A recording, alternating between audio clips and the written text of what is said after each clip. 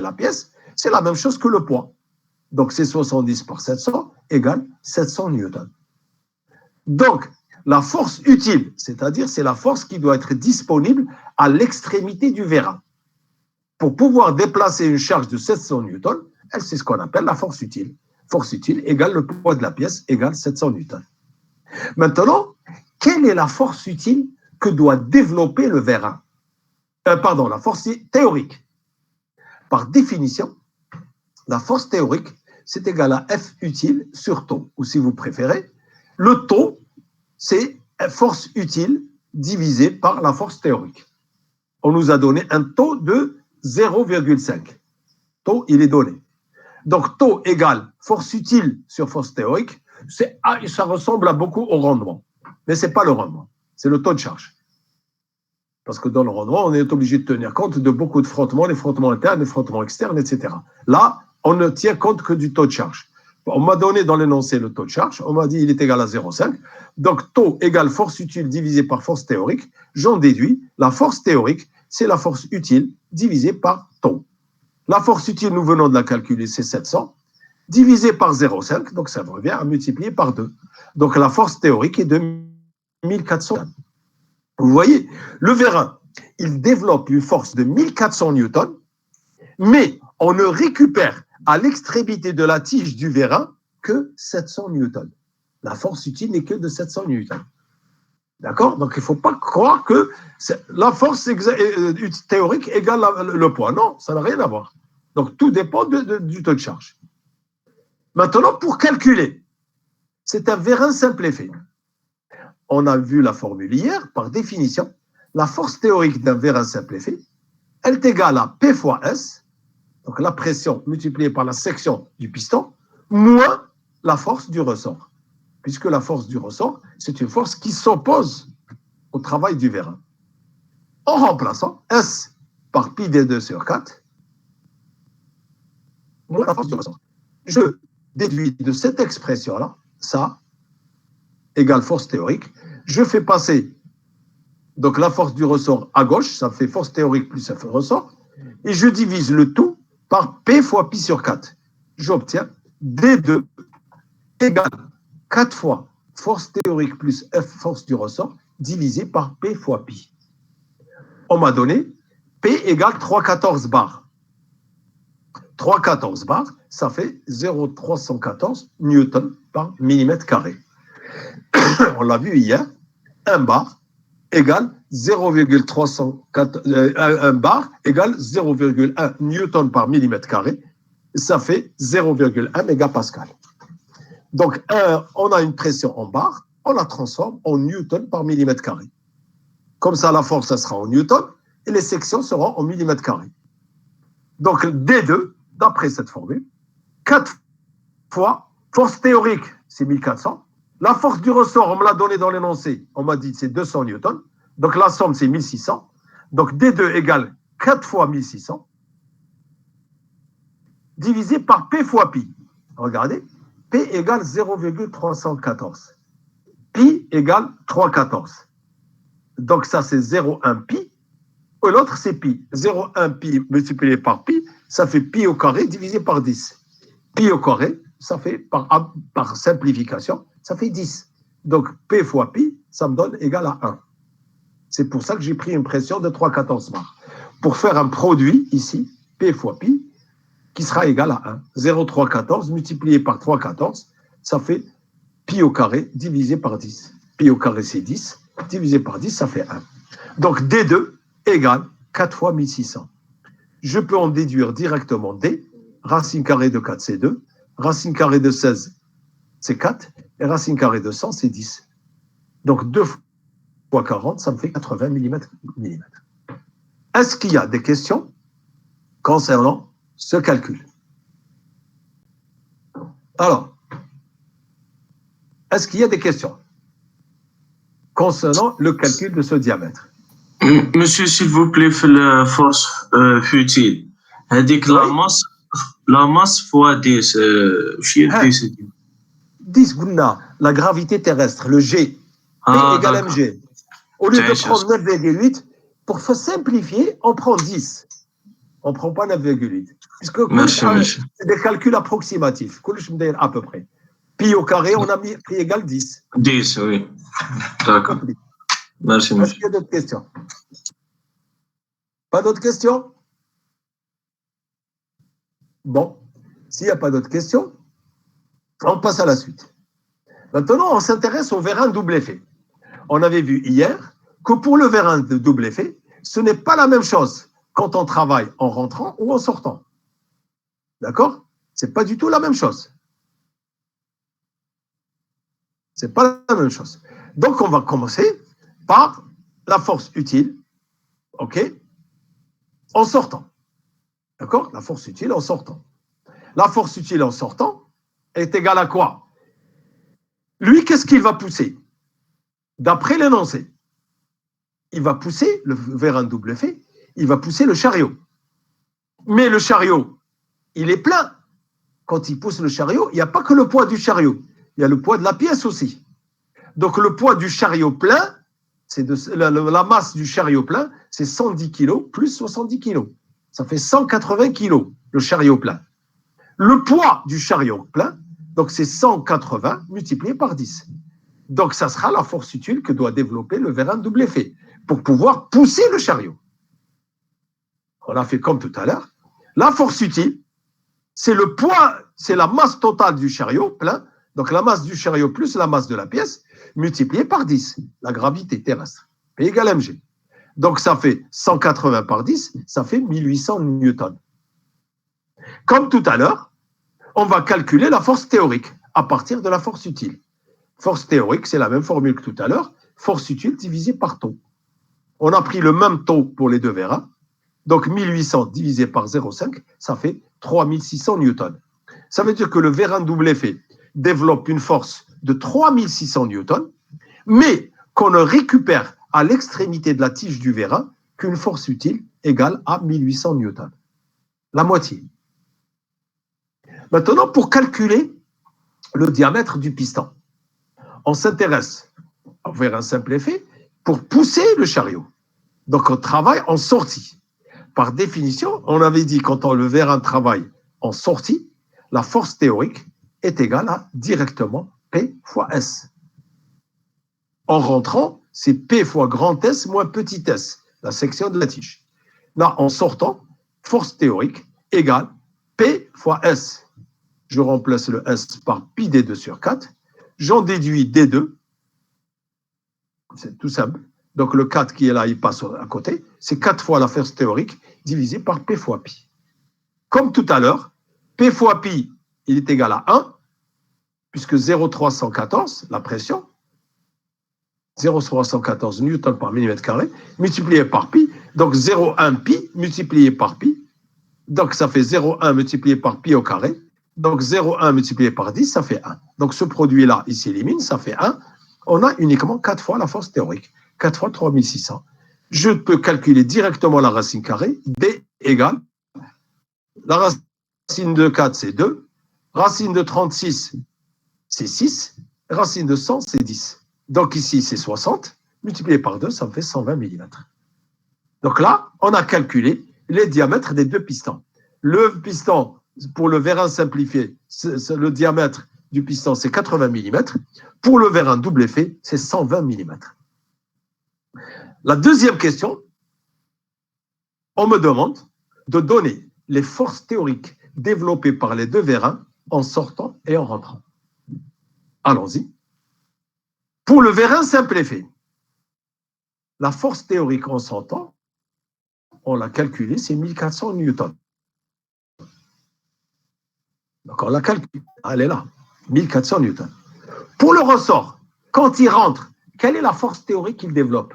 Sa force théorique, c'est la force du ressort. Puisqu'en rentrant, il n'y a pas d'air comprimé qui travaille. Donc en rentrant, la force du vérin simple effet, la force en rentrant, c'est la force du ressort, c'est 200 newtons. Tout simplement. Pour le vérin double effet, la force théorique en sortant, nous venons de la calculer. Elle est égale à 3600 newtons. Elle est là. C'est 3600. Maintenant, en rentrant,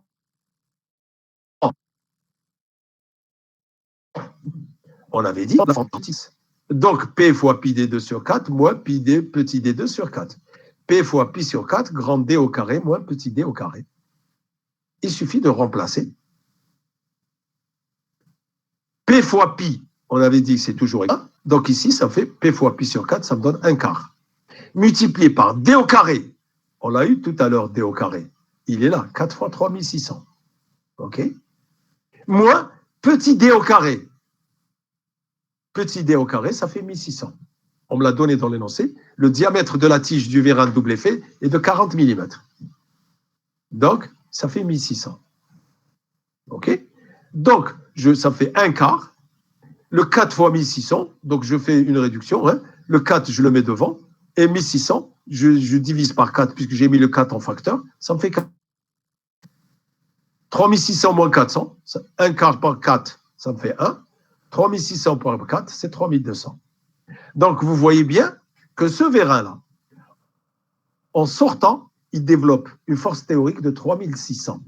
Mais en rentrant, il développe une force beaucoup plus faible, qui est de 3200 newtons.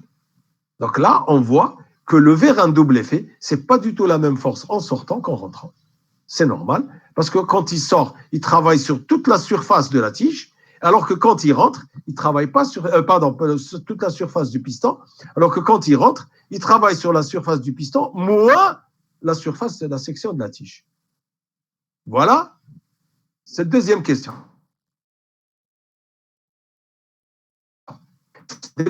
Je parlais en sortant et en rentrant. Est-ce que c'est clair? Est-ce que c'est clair? C'est Hamad. نعتنا نشوفوا وجهك. قلت لك البارح دبر راسك لازم تدبر كاميرا. فوالا. هذا بالحاج دخل في بلاصتك. حمار ولا لتحت. سي بيان. Au moins on te voit aujourd'hui. Est-ce qu'il y a des questions? Bekouch, pas de questions? Pas de questions. S'il y a des questions, il faut poser les questions. Il n'y a aucun problème. Ok. On continue. La troisième question. On me demande le volume d'air consommé par minute par chaque vérin, en sortant et en rentrant. Pareil. On dit où les volumes. Pour le vérin simple effet, j'ai un diamètre de 80 mm. J'ai une pression de 3,14 bars. Je viens dans mon tableau. J'ai un vérin qui a un diamètre de 80 mm.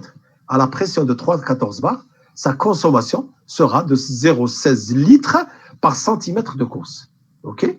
0,16 litres centimètre de course. Le vérin double effet, il a un diamètre de 120 mm.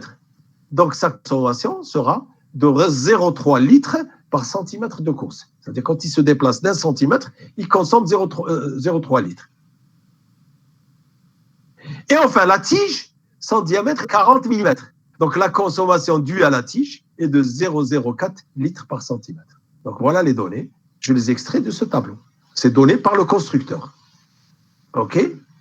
Donc, le vérin simple effet, le diamètre de la tige est de 80 mm, la pression de 3,14 bars, la consommation à partir du tableau 0,16 litres par centimètre. Donc, le volume en sortie, on l'a vu hier, c'est la consommation multipliée par la course, c'est-à-dire le déplacement du vérin. Le déplacement du vérin, pourquoi on a pris 50 cm? On me l'a dit. Dans l'énoncé, si je lis ici, la longueur de la tige du vérin simple effet est de 50 cm. Donc, on me l'a donné dans l'énoncé. 50 cm. OK? Donc, ici, le déplacement, donc la course du vérin simple effet, c'est 50 cm. Donc, 0,16 litres par centimètre, multiplié par 50 cm. 0,16 par 50, ça me fait 8. Donc, le volume, c'est 8 litres. Donc, le vérin simple effet, en sortie, il consomme 8 litres, parce qu'il fait une course de 50 cm. En rentrée, quel est le volume consommé par le vérin simple effet? Le volume est égal à 0, parce qu'il n'y a pas de consommation d'air. Le vérin simple effet, le retour s'effectue grâce au ressort de rappel. Donc le volume en rentrée, c'est 0 litre.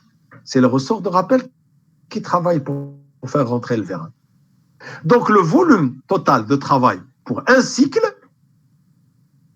c'est-à-dire c'est V sorti plus V rentré. V sorti plus V rentré, ça reste 8 litres. Il fait un aller-retour en 6 secondes. Il fait un aller-retour en 6 secondes. On a donné dans l'énoncé. En 1 minute, combien il va faire? C'est une simple règle de 3. Il fait 1 en 6 secondes. En 60 secondes, il fait X. Une règle de 3. Le X, 60 divisé par 6, ça me fait 10. Donc, il fait 10 allers-retours en 1 minute. Il fait 10 cycles par minute. Ça, c'est la consommation pour un cycle. Donc, on va la multiplier par 10. V total par minute, c'est 8 fois 10. Ça me fait 80 litres. Voilà la consommation du vérin simple effet par minute. Intéressons-nous maintenant au vérin double effet. Le vérin double effet, on avait dit que la consommation en sortant et en rentrant, ce n'est pas la même. Le diamètre du piston du vérin double effet, 120 mm, la pression de 3,14 bar, on en déduit d'après le tableau que sa consommation C est de 0,3 litres par centimètre. La tige, elle a un diamètre de 40 mm. La consommation de la tige, C-tige, petit c, c'est 0,04 litres par centimètre. On va utiliser la première méthode. Le volume en sortant, principe, comme pour le vérin simple effet, c'est C fois L. Donc c'est 0,3. Pourquoi j'ai pris 100? D'où vient ce 100? Je reviens à l'énoncé. Quelle est la course du vérin double effet? On ne m'a pas donné la longueur d'autre. On m'a dit, le vérin, qu'est-ce qu'il fait, le vérin double effet? Il déplace le chariot de la position A jusqu'à la position. Donc, la longueur de la tige doit être égale à la longueur de la distance qui va de A vers B. Donc, la course, on m'a donné, dans l'énoncé, la distance entre les points A et B est de 1 mètre. 1 mètre, ça fait 100 cm. Donc, la course du vérin double effet est égale à 100 cm, puisque c'est la distance entre les points A et B. Et le vérin double effet, son rôle, c'est de pousser le chariot entre les positions A et B. Donc, je reviens ici. Pour le vérin double effet, donc le C, c'est égal à la distance L, c'est 100 cm. Donc, la consommation en sortant, c'est-à-dire 0,3, multiplié par 100. Ça fait 30 litres. Le V-tige, C, c'est-à-dire 0,04, multiplié par 100. Ça fait 4 litres. Le volume en rentrant, on avait dit, c'est V sorti moins V-tige. Tout simplement. Donc, c'est 30 moins 4, ça fait 26 litres. Le volume total, c'est le volume sortant plus le volume rentrant. Donc, c'est 30 litres plus 26 litres. Donc, au total, il consomme 56 litres par cycle, le volume double effet. Comme on fait en 1 minute 10 cycles, donc ce volume est à multiplier par 10. Le volume total pour le vérin double effet est de 560 litres. Là, j'ai une deuxième méthode. C'est à peu près la même. Hein? On a mis C sorties égale 0,3 litres. C rentrées, c'est C sorties moins C tige. Donc, c'est grand C moins petit C. 0,3 moins 0,04, c'est 0,26. Donc, C total, c'est C sorties plus C rentrées. Ça fait 0,56. Le volume total, c'est la consommation totale multipliée par L. 0,56 par 100, on a nos 56 litres. C'est une autre méthode, une façon de calculer. Mais c'est exactement la même chose, hein? C'est identique. C'est exactement pareil. Alors, on me demande maintenant le volume global consommé par une minute. C'est-à-dire, dans l'installation automatisée, nous avons 2 vérins. Donc, c'est la somme des consommations des 2 vérins. Le volume par minute du vérin simple effet, plus le volume par minute du vérin double effet. Donc, 80 plus 560 litres. Ça fait 640 litres par minute. En 1 heure, volume par minute multiplié par 60. Ça fait 38 400 litres. 38,4 mètres cubes. C'est énorme. Qu'est-ce qu'on peut conclure? On peut conclure tout simplement, avec ce volume-là, que notre installation est très, très mal dimensionnée. Parce qu'il nous faut toute une installation pour produire en 1 heure 38 400 litres, donc 38,4 mètres cubes, c'est toute une usine de fabrication d'air comprimé. Donc il y a quelque chose qui ne va pas dans l'énoncé. Donc c'est ce que j'attends de vous à la fin de chaque exercice, à la fin de chaque problème. J'attends de vous que vous examiniez les résultats que vous obtenez. Vous n'êtes pas simplement des machines à calculer. Vous êtes là pour réfléchir. Donc, vous trouvez une valeur qui est énorme, qui n'a pas de sens, vous devez faire des remarques. Vous devez dire que ça, c'est quelque chose d'exorbitant. On ne peut pas se permettre ça. Ça coûte excessivement cher. Donc, on va mettre un atelier de fabrication d'air comprimé, rien que cette petite installation qui pousse une chariot de 3 fois rien du tout. C'est énorme. Donc, il faut faire ce genre de remarques. Il y a quelque chose qui ne va pas dans l'énoncé. Bon, c'est les données de l'énoncé qui ne marchent pas. J'ai fait un énoncé exprès sur mesure parce que c'était un exercice que j'ai donné aux étudiants et j'ai dit interdiction d'utiliser la calculatrice. C'est seul. Tous les calculs se font à la main. Vous avez vu les valeurs, tout se simplifie. Toutes les valeurs se simplifient. On n'a pas besoin de calculatrice. Donc, je vous oblige à travailler à la main. Donc, je vous préviens dès maintenant. Le jour de l'examen, la calculatrice sera interdite.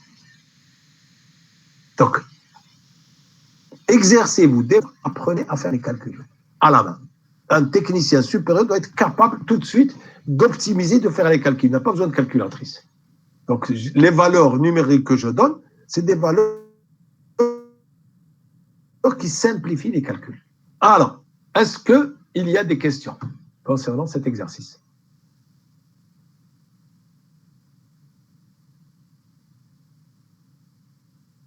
Oui. Le volume, le volume, il est énorme, 38 400 mètres cubes. Les cuves, je vous un laboratoire, un laboratoire de TP. La cuve qu'on utilise dans le laboratoire, c'est une cuve, la capacité de 20 litres. Mais quand tu consommes 5 par minute, donc 1 par minute, on ne peut pas faire plus de 20 litres par minute. La cuve a dit 20 litres, presque 2 minutes 30. Et lui, il consomme 560 litres. Vous voyez ce que c'est? Mais c'est un petit compresseur. Tel qu'il y a des compresseurs un peu plus grands, les compresseurs qu'utilisent les ateliers de peinture, les tauliers, pour faire la peinture, ils utilisent des petits compresseurs de 50 litres. Dans une installation énorme, tu as un compresseur, le réservoir Tiaou, il fait 100 à 150 litres. Imagine, 560 litres par minute, c'est énorme. Mais c'est le compresseur qui va te délivrer 560 litres par minute. C'est le gage. C'est la cuisine. C'est dans ce sens, je vous dis, réfléchissez. C'est-à-dire, vous devez avoir effectivement une idée des ordres de grandeur. Donc, je vous ai dit, dans un laboratoire de TP ou un laboratoire de recherche, le compresseur, la cuve TAO ne dépasse pas les 30 litres. C'est entre 20, 25, 30 litres, maximum 30 litres. Ça ne dépasse pas les 30 litres. Dans les ateliers, vous pouvez avoir 100, 150, jusqu'à 300 litres. C'est acceptable. Mais nous, 560 litres par minute. Je dis bien par minute. Ça veut dire quoi? Ça veut dire que le compresseur ne va jamais s'arrêter. Il va tourner en permanence. Il faut qu'il tourne en permanence pour produire l'air comprimé dont on a besoin. Ce n'est pas possible. Donc, il y a quelque chose qui ne va pas. Voilà la conclusion. Vous n'êtes pas censé savoir qu'est-ce qui ne va pas. Vous dites qu'il y a quelque chose qui ne va pas dans les données de l'énoncé. Parce que la consommation est énorme. C'est tout ce que j'attends de vous. Que vous disiez que la consommation n'est pas normale. C'est tout ce que j'attends. Parce qu'un compresseur... Ah bon, c'est 20 000. Monsieur, je m'excuse. Oui. Donc, la conclusion, ce que vous... Je vous écoute, ça. Donc, ce que vous venez de dire, c'est la conclusion, c'est-à-dire il y a quelque chose qui ne va pas. Oui, il y a quelque chose qui ne va pas. C'est la conclusion. Maintenant, dans notre cas, qu'est-ce qui ne va pas, monsieur? Par exemple, si on demande... Je dis, dans votre cas, vous n'êtes pas encore au niveau pour déterminer ce qui ne va pas. Pour l'instant, ce que j'attends qu'il y a quelque chose qui ne va pas. D'accord? Je n'attends pas de vous que vous me disiez point à point. Je vais vous dire ce qui ne va pas. Si vous regardez, d'abord, notre installation. Quel est le taux de charge? Il est de combien? Le taux de charge, il est de... D'accord? Il est là. Le taux de charge, il est de 0,5. Ça veut dire que vos vérins, vous avez vu, le vérin simple est fait. Vous, de 1400 newtons, il vous délivre en sortie une force de 700 newtons. Déjà, c'est très mauvais. Donc ça, c'est pas normal. Deuxième chose, qui n'est pas normale, la pression. J'ai dit, la pression à laquelle on travaille d'habitude, elle est de combien? J'ai dit entre 8 et 12 bars. Et là, la pression, elle est de 3 bars. Donc il y a quelque chose qui ne va pas. C'est une pression trop faible, ça. La pression dans la partie puissance, elle est au moins égale à 8 bars. 8 bars, 12 bars, 14 bars, c'est bon. Mais 3 bars, c'est trop faible. Ça, c'est une pression qu'on utilise dans la partie commande et non pas dans la partie puissance. Voilà ce qui ne va pas. Ce sont ces deux choses-là qui ne vont pas. Et c'est ça qui a fait qu'on consomme beaucoup trop d'air comprimé. D'accord? Si vous multipliez la pression par 4, donc vous allez diviser au moins votre consommation par 4. Donc vous voyez, si vous la multipliez par 4, vous allez la diviser par 4 la consommation. Si en plus vous augmentez un petit peu votre taux de charge, au lieu de 0,5, vous prenez 0,7 ou 0,8, et là, encore, vous allez augmenter encore. C'est-à-dire, vous allez augmenter, c'est-à-dire que la force théorique ne sera pas le double de celle-là. Elle sera légèrement supérieure à celle-là. Donc, ça veut dire que vos vérins, ils auront un meilleur, de très bons résultats. Voilà ce qui ne va pas dans l'énoncé. Est-ce que j'ai répondu à votre question? Oui, c'est bon, c'est bon. C'est bon. Alors, Merci. est-ce qu'il y a d'autres questions?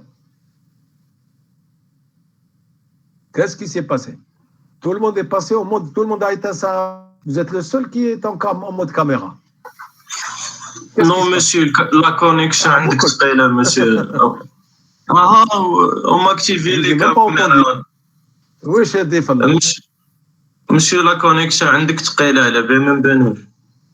D'accord, sa connexion est très là, d'accord. Est-ce qu'il y a des questions? Monsieur, Je vous pour le écoute. PDF, sur la plateforme, le PDF de l'exercice, Oui, l'exercice bad. j'ai trouvé celle de IAA au lieu de actionnaire.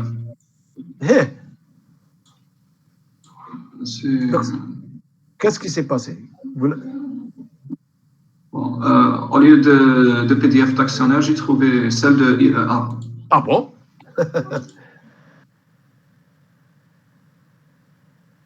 C'est bizarre. Oui, c'est bizarre. Je vais vérifier. Je vais vérifier ça. Si je trouve l'erreur, effectivement, je vais rectifier ça ce soir. Il n'y a pas de problème. Parce que normalement, attendez, je ne dis pas de bêtises, je ne sais pas si ma connexion, vous me dites qu'elle est faible. Oui, elle est très faible. Je vais voir. Comme ça.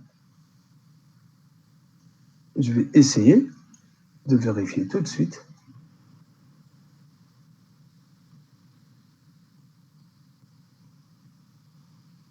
Oui, effectivement, elle est très très faible.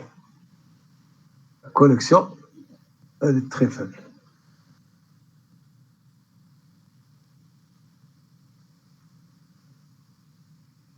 Voilà.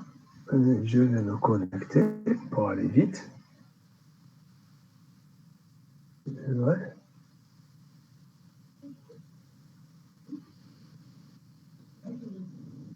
Alors.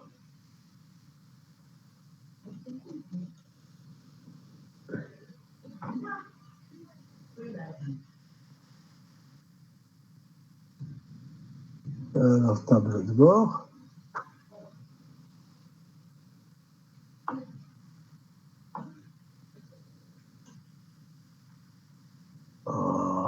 Je ne me donne pas tous mes cours. Installation. Qu'est-ce qui se passe? Il est là.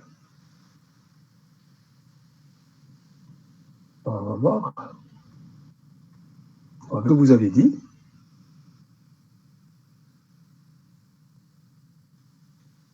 Donc, ce que je viens d'utiliser, c'est les exercices qui sont là. Monsieur, le problème au le lien, ماشي في السيت. Ça qui va me les donner. Le lien يديو لبلاصة واحدة. هذا وهذا. لا لي ليان يبعث لنا في الايميل. Non, c'est pas la même chose. C'est deux fichiers différents qui ne sont pas déposés à la même date. On va déposer le 17 juin, on va déposer le 19 juin. بون مسيو في الايميل يبعث لنا دو ليان يديو لبلاصة واحدة. Ah, mais là, la غلط. عطيتكم le même lien. واحد c'est le 2957, واحد le 2958. Le 2957 c'est actionneur, ou le 2958 c'est IEA. Ou là c'est l'inverse, 56 et 57. En tout cas, il y a un numéro de différent. L'actionneur c'est 2957. اي او برك. 57 ou 58 hein? Oui. Non, c'est pas possible. Les liens sont différents, mais le lien hypertexte, le même. Mais peut-être le numéro. Quand on fait le clic, il donne la même destination. Le 7 et le 8, ils disent comme la même destination. Ah non. بدلت le 7 بويت في النافيغاتور. بدلت l'autre code. Le lien la même destination. Non, le lien hypertexte كي نكليكيو في الايميل اللي يدينا نفس الديستيناسيون. نقدروا نبدلوا مانيا الفوتو هذه. Et qui بدل le même numéro, Bark. Parce que je me suis trompé peut-être de numéro. Les deux étaient le même numéro. Donc, واحد c'est 2957, ou l'autre 2958, voilà. Je mets 2958. Et il faut qu'il me donne l'autre, c'est tout, hein.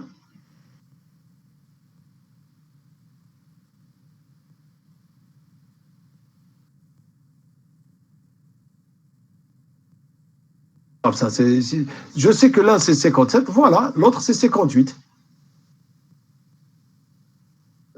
58, je suis rentré dans IEA, voilà. C'est le cours IEA. Donc peut-être que je me suis trompé dans le lien, je vous ai mis le même lien. Donc le numéro là c'est un 57 et l'autre c'est un 58. Bon, on ne va pas surcharger notre connexion qui est faible.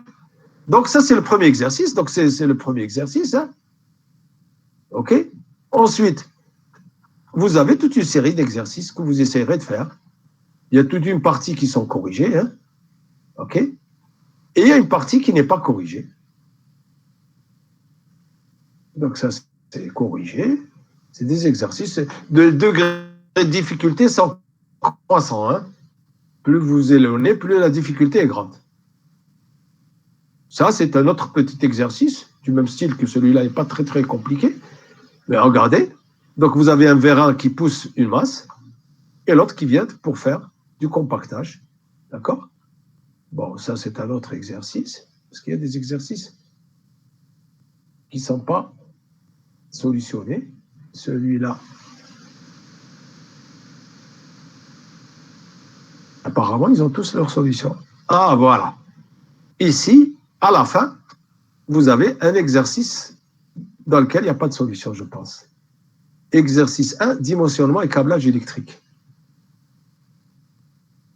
Il y a de tout. Aujourd'hui, ce qui nous intéresse, c'est cette partie-là. Voilà. Et c'est ce qu'on a fait. En deux positions, gauche et droite, distance de 1 mètre, c'est la même chose. Mais les forces, un petit peu, l'exercice est un peu plus difficile. Ici, donc jusque-là, question 1, question 2, jusque-là, c'est les mêmes questions. Conclure, c'est la conclusion que je vous ai donnée. Là, la troisième question, elle n'existe pas chez nous. On va remplacer le vérin double effet par deux vérins simple effet, de même diamètre de piston que le vérin double effet. Ils sont placés aux deux postes, gauche et droite. Au lieu de visser le vérin, de fixer au chariot, il pousse le chariot, il le ramène. Donc, qu'est-ce qu'on va faire? On va mettre un vérin à gauche pour pousser le chariot et un vérin à droite pour pousser le chariot. Troisième question. OK? Là, c'est un autre exercice avec les chariots aussi. Là, il n'y a pas les solutions. D'accord? Il y a d'autres exercices. Ça, c'est un autre exercice. Une table de perçage avec des vérins. Un vérin qui pousse la table, qui porte deux pièces, et un vérin qui pousse la perceuse. un autre exercice. Donc ça, ce n'est pas des exercices corrigés. On verra après qu'est-ce qu'on va. Une fois que vous aurez avancé, je vous indiquerai quels sont les exercices qu'on corrigera. On ne va pas tout corriger. Donc, vous avez une série d'exercices. Vous faites les exercices que vous voulez. Donc, ceux qui sont corrigés, je n'en parle pas, sauf si vous avez des questions particulières. Ceux qui ne sont pas corrigés, je vais choisir un ou deux qui sont très caractéristiques. Si vous arrivez à les faire, si vous les avez compris, vous serez capable de faire n'importe quel type d'exercice. Donc, à la fin de la série, vous avez toute une série d'exercices qui ne sont pas corrigés. Donc, c'est des examens. Hein. La majorité, vous voyez, c'est des contrôles. Contrôle rattrapage, etc. C'est des examens que j'ai déjà posés. D'accord? Tout ça, c'est des examens. Interrogation écrite, etc. Bon, ça, c'est le TD, cette première partie de TD. Alors,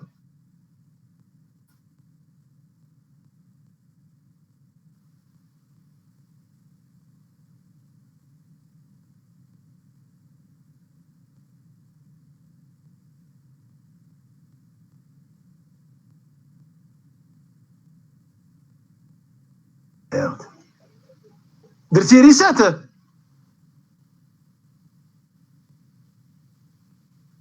J'ai perdu la connexion réseau apparemment et elle est revenue. Donc ça a donné à quitter la réunion, c'est pas grave. Est-ce que vous m'entendez? Oui, monsieur. D'accord. Donc je m'arrête Oui, monsieur. Je m'arrête aujourd'hui ici pour les exercices concernant le vérin. Je vous ai donné un exemple. Vous avez toute une série d'exercices qui sont corrigés. Essayez de faire le maximum d'exercices, même s'ils sont corrigés. Si vous avez des questions concernant les solutions, je suis là pour répondre aux questions.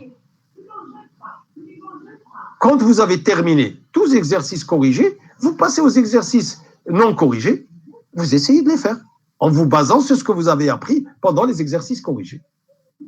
D'accord?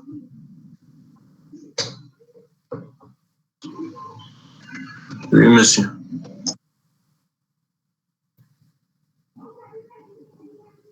Il n'y a pas de questions?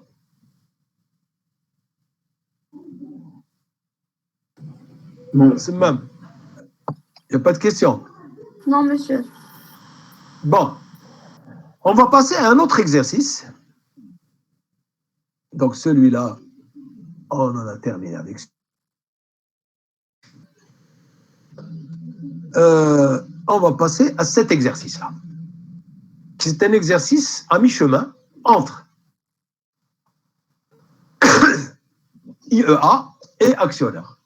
C'est un exercice que j'avais posé à vos camarades en deuxième année, en 2019. C'était un examen de rattrapage dans le module sécurité électrique. Alors, donnez en quelques mots, une phrase maximum, le rôle des équipements suivants. Allez-y, je vous écoute. Une réponse, une phrase par dispositif. Alors, je vous écoute.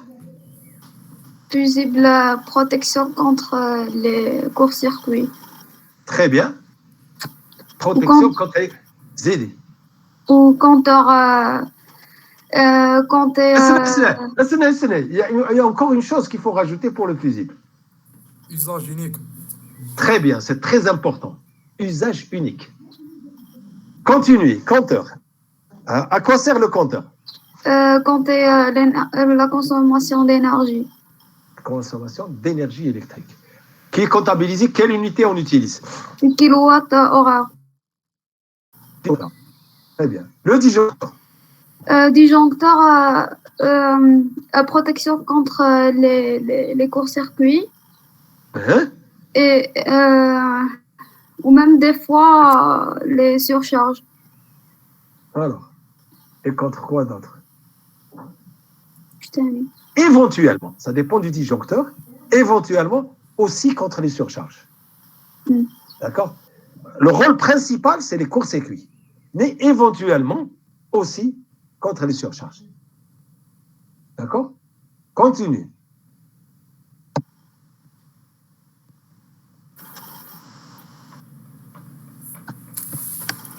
Le différentiel. Différentiel protection contre courant de fuite. Très bien, c'est là ça la bonne réponse. Les courants de fuite. Ce n'est pas le différentiel n'est pas là pour nous protéger contre les courts-circuits. Attention. S'il y a un court-circuit, lui, il ne saute pas. Hein.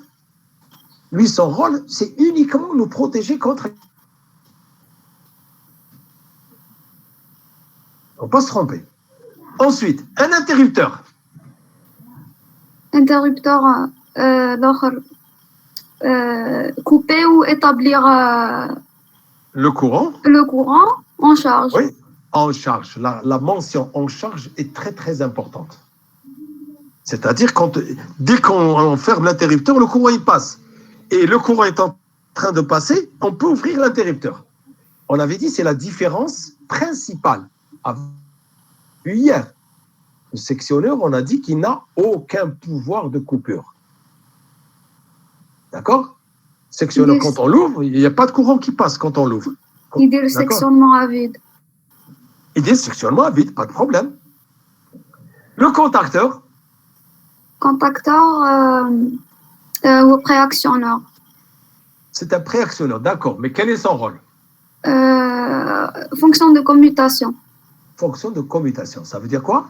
On peut le commutation et commutation. La fonction exactement. Préactionneur. Non. La fonction de commutation, c'est ce que fait l'interrupteur. Sauf que l'interrupteur, vous établissez et vous coupez le courant à la main. Oui, ou le contacteur commandé automatique. Ça veut dire établir le courant, il a commuté et couper le courant, il passe de l'état de travail à l'état de repos. Donc il fait exactement la même chose que l'interrupteur. Donc c'est ça la commutation. Sauf que c'est commande. Le commande, c'est automatique. Elle est automatique. La différence de l'interrupteur où la commande est manuelle, lui, sa commande est automatique. Donc, si je clique sur solution, vous avez les solutions à ça là. Alors, on me dit, dans une installation courant alternatif standard, donnez-le couleur. En monophasé. Monophasé qui a 3 fils. Encore une fois, je refais cet exercice. Là. Alors, en monophasé, combien de fils on a? Qui a 3 fils. Neutre. Et quoi? Et le troisième? Terre. La terre. J'ai une connexion qui est très très mauvaise. Terre. La terre. Oui. Hey. La terre. Phase neutre et terre. Ok. Pour les couleurs des fils. Neutre bleu. Oui, bleu ciel, hein? Bleu clair. Oui. Bleu clair ou la phase noire, rouge, marron, gris, vert, orange ou la violet. En triphasé. En triphasé qui a 5 fils.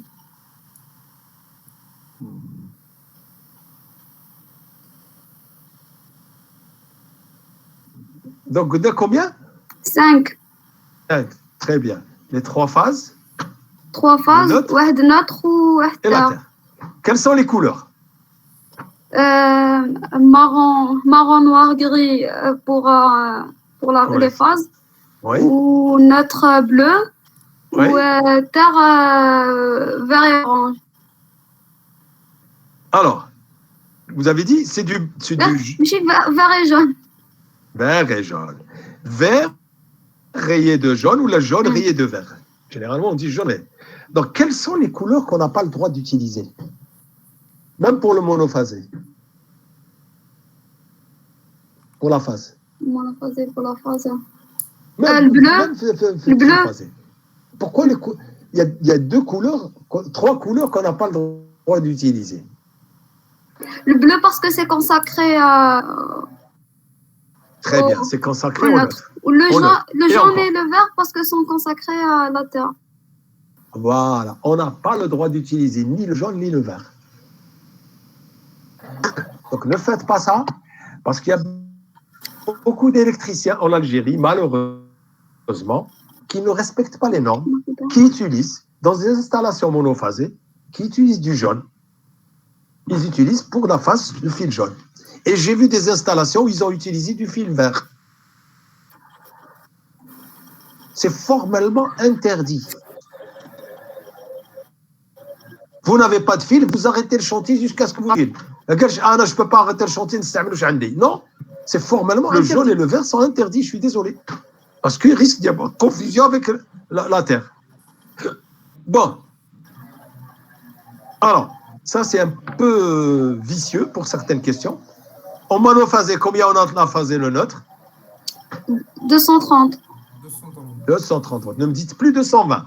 Ça n'existe plus le 220. C'est 230. Maintenant, il y a différents types de neutres, différents types de terre. Il y a certains transformateurs où le neutre est relié à la terre. Je dis bien le neutre est relié à la terre. Donc, qu'est-ce qu'on a entre phase et terre? 230. Si on est dans cette configuration-là. Si 230. Bien sûr, que le neutre est relié à la terre. Donc, en phase des terres, c'est compté en phase des neutres. Et si le neutre n'est pas relié à la terre, qu'est-ce qu'on va avoir ici? Entre phase et terre, si vous prenez comme X. Phase et terre, 0. Attention, je dis plus 0. Vous voyez une tension indéterminée. Vous n'avez pas un potentiel et la terre. D'accord? Généralement, si le neutre n'est pas... La terre, elle peut être un potentiel de 5 volts, elle peut être un potentiel de 10 volts. Donc, ne dites pas 0. Vous allez répondre? Indéterminé. Exactement, c'est une valeur indéterminée. Il ne faut pas dire 0. Nous, dans la pratique, on considère que c'est 0 volts. Oh là là.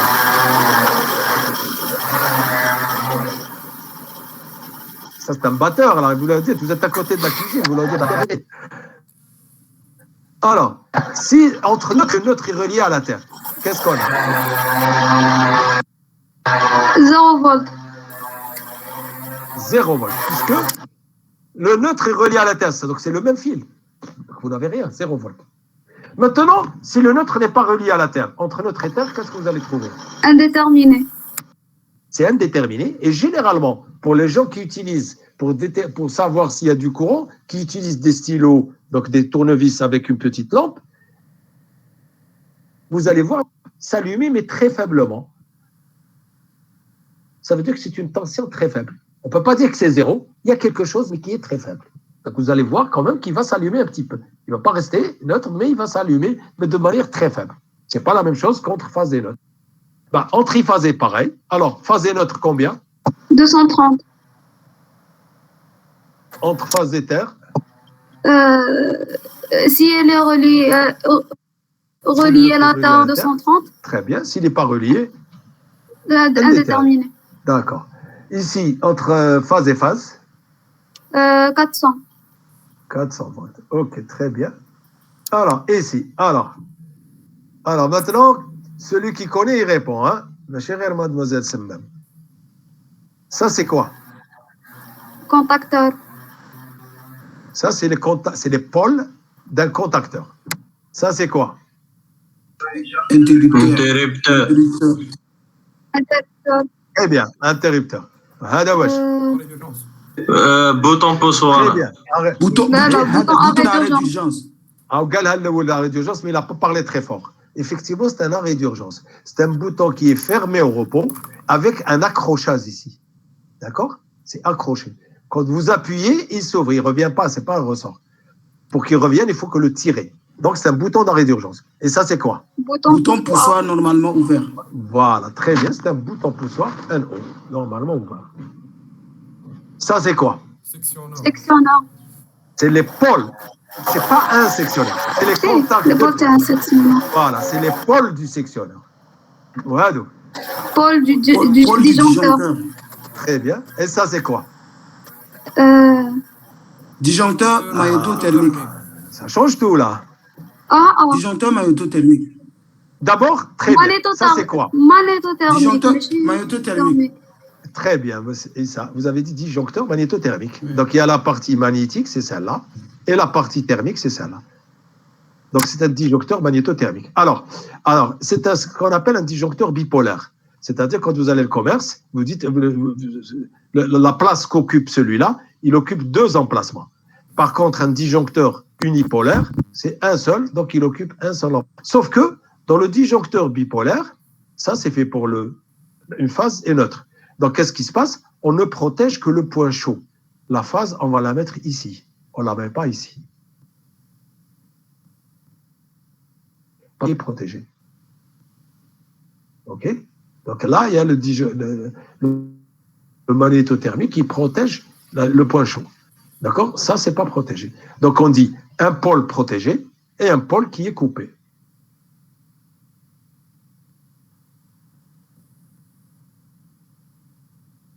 Simplement coupé. Pas ça.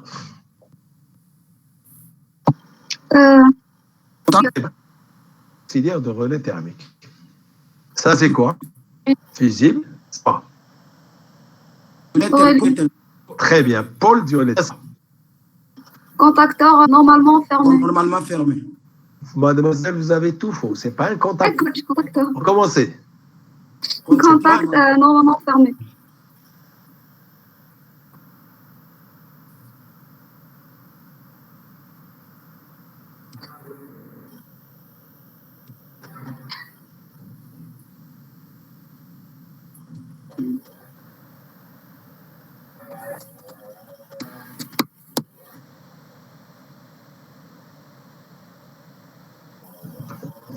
Voilà, j'ai perdu la connexion et elle est revenue.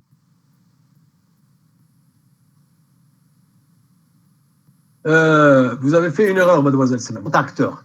C'est contact, c'est pas Contact. contacteur.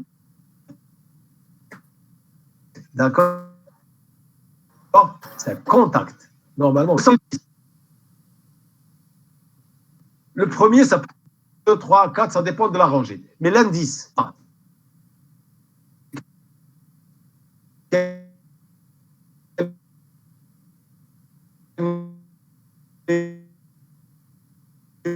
Numéro 1.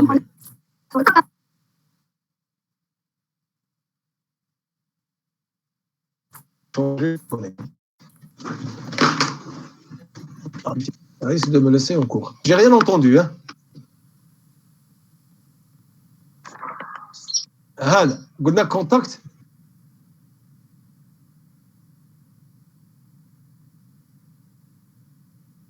هذا contact NO normally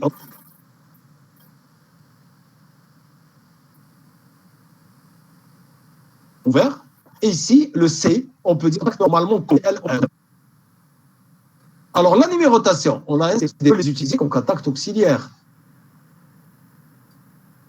De celui-là, de celui-là. Quand contact normalement ouvert, les indices, c'est 3, 4. Contact normalement.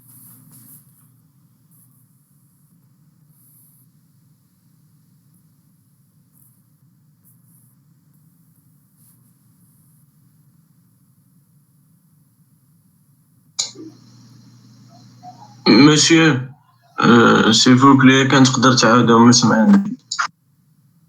Alors, j'ai la connexion qui s'en va et qui revient, qui s'en va et qui revient. Et ça m'embête. Je vais changer de connexion. Yeah. Celui-là. Quelle est la différence par rapport à celui-là? Alors, je vous écoute. Quelle est la différence? Monsieur. Oui? Normalement ouvert, قلت لنا taille 4 ou normalement fermé. 1 et 2, oui. Merci, monsieur. C'est ça. Merci. Donc, la différence بين الزوج هادو. Quelle est la différence entre les deux? Oh. Alors, qui peut me donner la différence? Monsieur, est-ce que vous pouvez répéter la question? J'ai pas. Entre les qui sont à droite, les deux sont normalement ouverts. هذا وهذا. Mais quelle est la différence entre les... Deuxième mécanisme. Celui de droite, comment on l'appelle? Contact Mécanique. normalement ouvert mécanique. Exactement. Mécanique. Celui-là, il est à action mécanique. C'est pour ça qu'on rajoute le petit triangle. Et laissez suivre la leçon, votre problème. Laissez-le suivre le cours. Ça fera un chat très intelligent. Alors, Monsieur, Monsieur,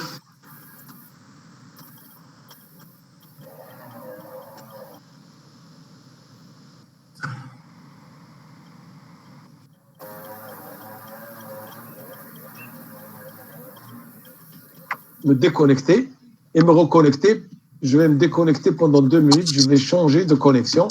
Je ne vais plus utiliser la connexion ADSL parce que ça va, ça vient. Je vais changer de connexion. Donc, je vais me déconnecter pendant... Ici, je vais partager ma connexion. Créer un point d'accès. Je le trouve ici.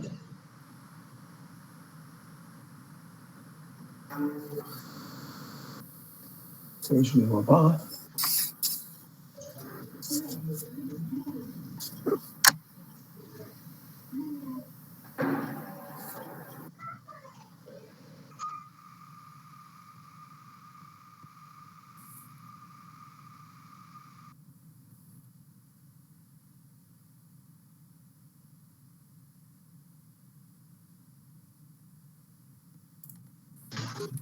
Voilà.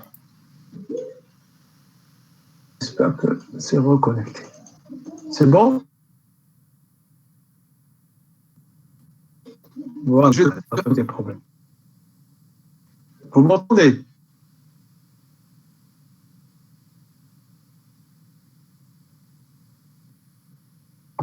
Oui. mécanique. Ça veut dire mécanique. C'est-à-dire le contact, c'est pas électriquement tu vas le faire, mais c'est des contacts auxiliaires. C'est des contacts qui se trouvent à l'intérieur d'un contact de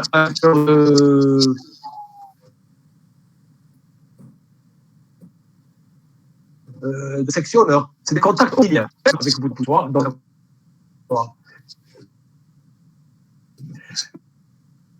Le mécanisme, ça veut dire que quand vous êtes bien fermé, quand elle se ferme, elle va appuyer mécaniquement sur ce contact. Donc, elle va le fermer. Donc, on dit que c'est un contact à action mécanique. C'est la porte qui a fermé le contact. Quand la porte va s'ouvrir, le contact va se rouvrir tout seul. Tandis que l'autre, c'est un contact qui se ferme automatiquement, parce que c'est un contact auxiliaire, par exemple, d'un contacteur. Quand la bobine du contacteur est alimentée, c'est elle qui ferme le contact. Tandis que celui-ci, c'est pas un contact qu'on trouve à l'intérieur de quelque chose. C'est un contact à part entière qui se ferme mécaniquement. Donc, ce qui est valable pour le contact ouvert au repos est valable aussi pour le contact au repos. Hein. Comme nous avons représenté des contacts comme ça, donc un O, celui-là, où est-ce qu'il est? Comme on a représenté un contact NO, on aurait pu représenter aussi un contact NC, fermé au repos, mais mécanique. Okay.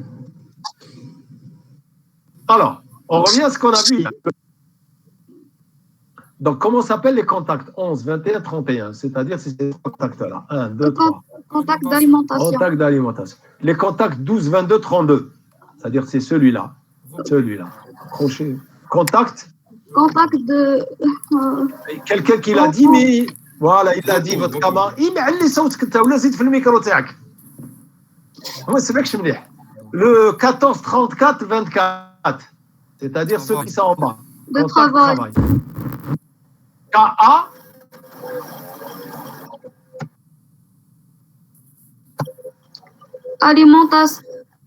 Alimentation de la bobine. 1 à 2. Alors, K, qu'est-ce que ça veut dire? Bobine. Non, ça, c'est une bobine. Mais le KA, le symbole KA. Symbole KA. Oui, hier, on a vu le compteur dans un schéma électrique. Et on avait utilisé quelle abréviation? Quelle lettre? KM. Hier, on avait utilisé KM. J'ai dit pas du coup, on l'utilise aussi pour le symbole contacteur. Au lieu d'utiliser un M, donc qui veut dire moteur, si on utilise A, ça veut dire auxiliaire. D'accord? Ça veut dire qu'on a ici, c'est la bobine d'un contacteur auxiliaire. C'est la même chose qu'un relais. C'est exactement la même chose. On y reviendra. Alors, ici, ce schéma-là, on l'a vu en automatique. Donc, à quoi correspond ce schéma-là? Vous avez la distribution électrique basse tension, d'accord? C'est-à-dire vous avez le transformateur qui vous fournit votre 400 volts ici, et vous avez quelque chose qui va isoler votre installation. Vous avez votre partie puissance qui est à gauche et votre partie commande qui est à droite. Comment s'appelle cet appareil qui va faire l'isolement de l'installation? Sectionneur. Sectionneur. Très bien, sectionneur. Donc sa fonction, c'est la fonction sectionnement. Ensuite, on va commencer par la partie puissance. Le premier appareil qu'on rencontre, ça sera quoi? Disjoncteur ou fusible? Fusible ou le disjoncteur? Disjoncteur, très bien. Ou fusible. Ou fusible, très bien. Disjoncteur ou fusible. Quel est le rôle? Protection contre les Protection contre le court-circuit. Très bien, contre les courts-circuits uniquement. Ensuite, on rencontre le préactionneur. Qu'est-ce qu'on rencontre? contacteur. Fonction. Commutation. Commutation. Très bien. Ensuite, derrière le contacteur, qu'est-ce qu'on va trouver? Relais thermique. Un relais thermique. Quelle est sa fonction? Protection contre les surcharges. Ensuite, derrière, qu'est-ce qu'on va rencontrer? Les moteurs. Moteur. Je préfère que vous ne disiez pas moteur. Vous utilisez Actionneur. actionneur. Actionneur. Donc, motrice, c'est la fonction. Actionneur, c'est l'action. Donc, la partie commande, on a une alimentation. Donc, on rentre ici par combien? Quelle est la tension d'entrée ici, généralement? On la prend d'ici, regardez. On la prélève d'ici. 24 volts. 24 volts. Non, l'entrée. Je parle de l'entrée, pas de la sortie. 230. Soit 230, soit Soit carrément 4. 400. Soit 400. C'est du triphasé. On peut avoir aussi du triphasé. Donc, soit on a le triphasé, on ramène directement ici, soit on ramène une phase uniquement. Donc, on a soit du 230, soit du 400. En sortie, en général, combien on a? 24. 24. Ensuite, qu'est-ce qu'on a ici? Disjoncteur. Fusible ou disjoncteur? Fusible ou disjoncteur. Magnétothermique. Voilà. En Magnétothermique. général, on utilise des disjoncteurs magnétothermiques. Parce que, quelle est la différence entre le fusible et le magnétothermique? Quelle est la différence entre les deux? Alors,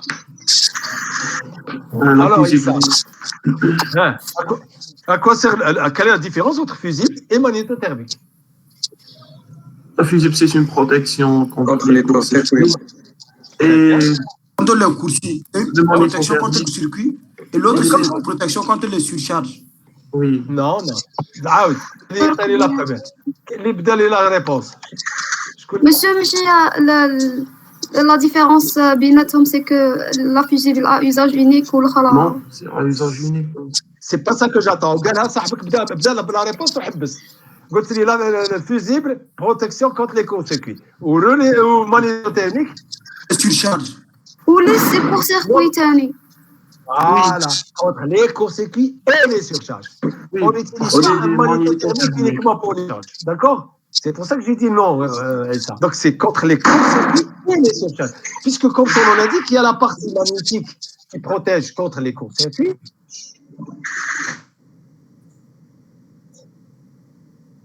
Et la partie qui protège les surcharges. Je vais vous expliquer encore une petite chose et vous allez trouver vous-même la réponse. On dit que le magnétique est à action instantanée. C'est-à-dire le magnétique, on le met dans les courts-circuits, donc dès qu'il y a le court-circuit, il est action instantanée, action magnétique, donc il s'ouvre immédiatement. On ne peut pas se permettre de le dire. Tandis que le surcharge, donc on laisse, c'est la surcharge par l'effet thermique. Dit que le thermique est à effet retardé et l'autre est à effet instantané. Le magnétique est à effet instantané et le Et thermique. les gars, vos micro, vous avez activé vos micros. Il faut S'il désactiver. vous plaît, éteignez le micro. Fais le mic. Ok. Donc, encore une fois, donc, le magnétique est à effet instantané et le thermique est à effet retardé. Donc, ici, nous avons la partie commande. C'est ce qu'on appelle la logique de commande. Elle peut être manuelle, elle peut être semi-automatique, comme elle peut être automatique.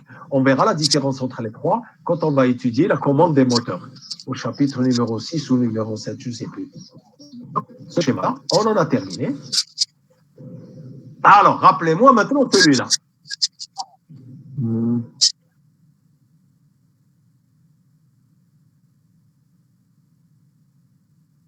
Un système automatique. Qu'est-ce qu'il y a ici et qu'est-ce qu'il y a ici? Un entrée-sortie. Entrée-sortie, très bien. Et Quand ici, il y a partie commande. Non,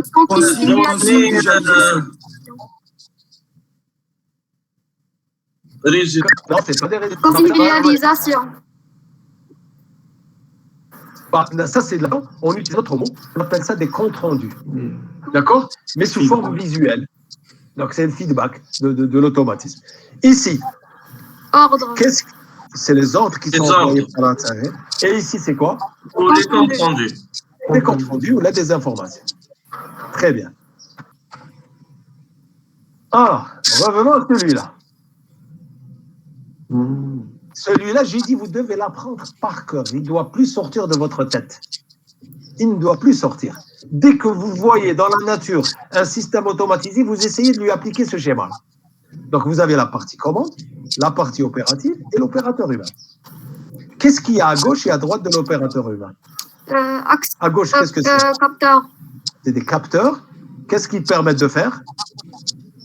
Ces capteurs. Et si on s'intéresse à la partie commande, ça c'est quoi vis-à-vis de la partie commande? C'est des entrées. Donc ça, donc c'est des entrées. Donc ça ramène des informations à la partie commande. Mais vis-à-vis de l'être humain, c'est quoi? Qu'est-ce qu'il fait avec ça? Il commande. Il commande. Donc, lui, il ordonne. C'est les ordres qu'il envoie lui. Mais vis-à-vis de la partie commande, c'est toujours des informations.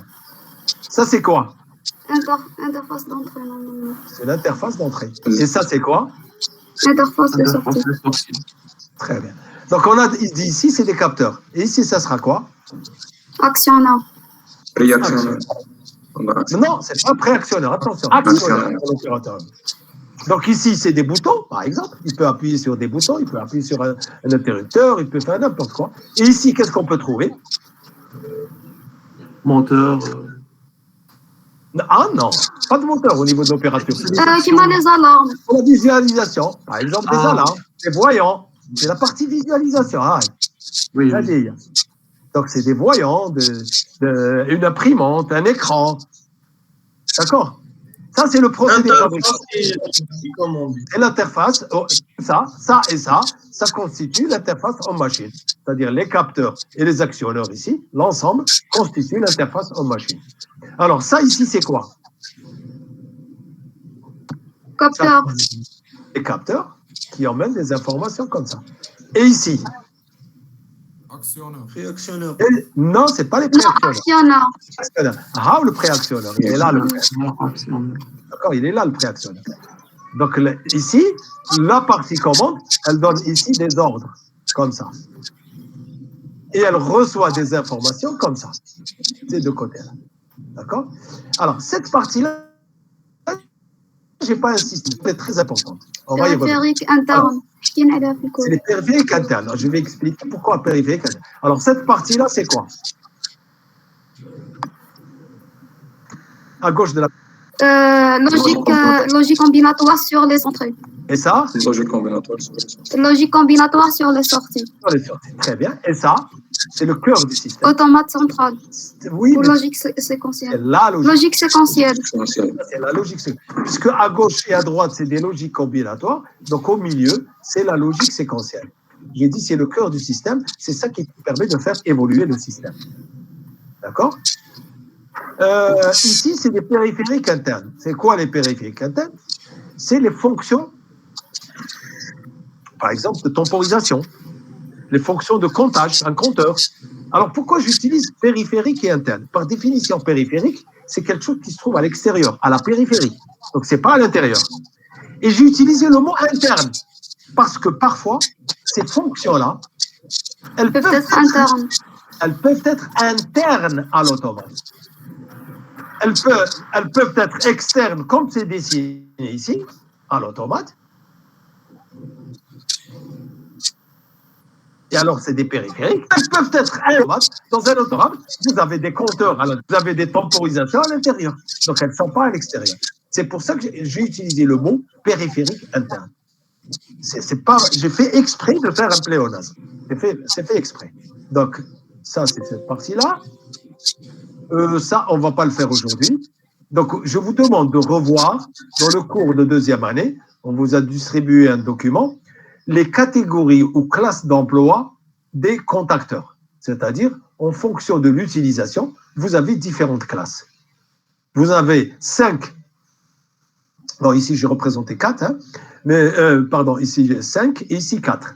Vous en avez 4 en alternatif et 5 en continu. Donc, ça, c'est les classes d'utilisation. Parce que j'insiste sur une chose. Quand vous achetez un contacteur, le fabricant, qu'est-ce qu'il va vous dire? Il va vous dire, moi, je vous garantis mon contact pour 1 million d'utilisations. Ça veut dire quoi? Vous allez une fois en ouverture et en fermeture. 1 million de fois. Et vous, qu'est-ce qui se passe? Vous l'utilisez pendant 1 mois, il tombe en panne. Et vous dites, qu'est-ce que vous allez dire? Vous allez dire, c'est de la très mauvaise qualité.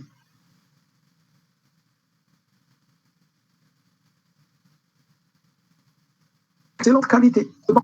Vous êtes là? Pourquoi le matériel? Pourtant, c'est du matériel de très bonne marque. Pourquoi au bout d'un mois, il a été détruit? Vous en rachetez un autre? Vous dites peut-être qu'il le vendeur, il m'a arnaqué, il m'a vendu d'une copie chinoise alors que ce n'était pas de l'original. Vous allez vous payer très cher, vous achetez un deuxième. Là, vous êtes sûr que c'est de la marque. Vous le faites fonctionner, il ne va pas durer 1 mois. Au bout de 15 jours, il va être grillé. Pourquoi tout cela? Parce que tout simplement, vous n'avez pas respecté les conditions d'utilisation qui ont été fixées par le fabricant. Le fabricant, il vous a donné un matériel et il vous a fixé les conditions d'utilisation. Comment l'utiliser? Et vous n'avez pas respecté ces conditions d'utilisation. Donc, c'est tout à fait normal que votre matériel soit bousillé. C'est la même chose. Vous prenez une triplette. Vous achetez donc une rallonge. C'est écrit sur la rallonge que vous ne devez pas dépasser un certain courant. Je parle des rallonges normales, hein. Je ne parle pas des rallonges trafiquées où on écrit n'importe quoi et à l'intérieur on vous met n'importe quel fil. Parce que celui qui l'a importé de Chine, c'est ce qu'il a demandé. Il leur a demandé de lui écrire 12 ampères alors que lui, le matériel, il va supporter 2 ampères. Je parle ça. Donc je parle du bon matériel. Vous n'avez pas respecté les normes, tout simplement.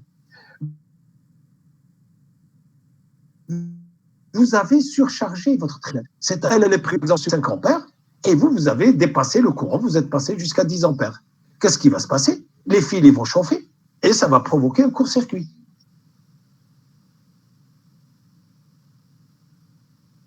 Pourquoi? Vous n'avez pas respecté les conditions d'utilisation. La même chose, quand vous achetez un automate, donc cet automate-là, il vous dit, le fabricant, en catégorie AC, si vous êtes voilà les courants maximum qu'il peut supporter, voilà les tensions. Si vous êtes en 2, voilà ce qui se passe en catégorie AC3 et en catégorie AC4. En fonction de l'utilisation, donc de la classe d'utilisation, vous avez donc des courants qui sont recommandés. Donc vous devez faire très attention. Je vous prends l'exemple le plus simple. La catégorie AC1, c'est l'utilisation domestique, c'est-à-dire l'utilisation à la maison. Donc, on est sûr qu'on n'a pas de charge fortement inductive. Il y a des très faibles charges inductives, c'est surtout des charges résistives. Et vous, donc vous allez dire, tiens, je vais l'utiliser comme ça, donc il y a des courants, il peut supporter, je ne sais pas moi, il peut supporter 12 ampères. Mais vous ne l'utilisez pas à la maison. Vous allez faire une utilisation industrielle. Vous allez l'utiliser en catégorie AC3. Et vous avez en tête le courant de 12 ampères. Et vous allez l'utiliser et les contacts, ils vont chauffer, ils vont fondre, parce que c'est des contacts en cuivre. Pourquoi cela? Parce que simplement, vous n'avez pas respecté la catégorie. Ce matériel-là n'est pas prévu pour 2 ampères en catégorie AC3. En catégorie AC3, le maximum qu'il peut supporter, peut-être que c'est du 6 ampères ou du 9 ampères. Donc, on reviendra sur ces classes-là. Il y en a 4 en alternatif et 5 en continu. C'est très, très important quand on utilise du matériel. Et la DC1 en domestique. Et la DC2 et DC3, toutes les deux, c'est pour ce qu'on appelle le moteur parallèle. On y reviendra quand on étudiera les moteurs à courant continu. La DC4 et la DC5, c'est pour ce qu'on appelle le moteur série. Donc, et AC2 et AC3. Donc, AC2, c'est pour les moteurs à cage. Et AC3 et AC4, c'est pour toutes les deux pour les moteurs à cage. Donc, ça, c'est le moteur à cage. On verra, on reviendra là-dessus quand on va étudier les moteurs. On reviendra fortement là-dessus. Donc, vous voyez, par exemple, quand une classe AC1, donc utilisation à la maison, charge faiblement inductible. Le cosinus phi est très proche de 1. Le courant de démarrage, 1,5 fois le courant nominal. Puis après, ça devient normal. Par contre, si vous êtes en catégorie AC3, le courant nominal, 5 à 7, le courant de démarrage, 5 à 7 fois le courant nominal. C'est-à-dire, vous avez prévu, vous savez, ça consomme du 5 ampères, pas de problème. Mais en réalité, quand vous démarrez votre machine, le courant qu'elle va absorber, c'est du 35 ampères. C'est 7 fois le courant nominal. Mais votre automate n'est pas prévu pour ça. Votre contacteur n'est pas prévu pour ça. Vous êtes en train de bousiller parce qu'il n'est pas prévu pour ça. Donc, il faut utiliser un contacteur prévu pour la catégorie AC3 pour supporter ce courant-là. Donc, on y reviendra quand on va étudier les machines à courant continu, les machines asynchrone. Voilà, le cours d'aujourd'hui est terminé. Encore une fois, quand vous allez relire à tête reposée, si vous avez des questions, n'hésitez pas, préparez vos questions, posez-les la prochaine fois. Et si vous voulez les poser, vous êtes trop timide, vous êtes pressé, vous ne pouvez pas attendre la prochaine séance, vous pouvez envoyer un mail. Vous m'envoyez un mail, il n'y a aucun problème. Alors, on s'arrête aujourd'hui ici. Je vous dis bonne journée.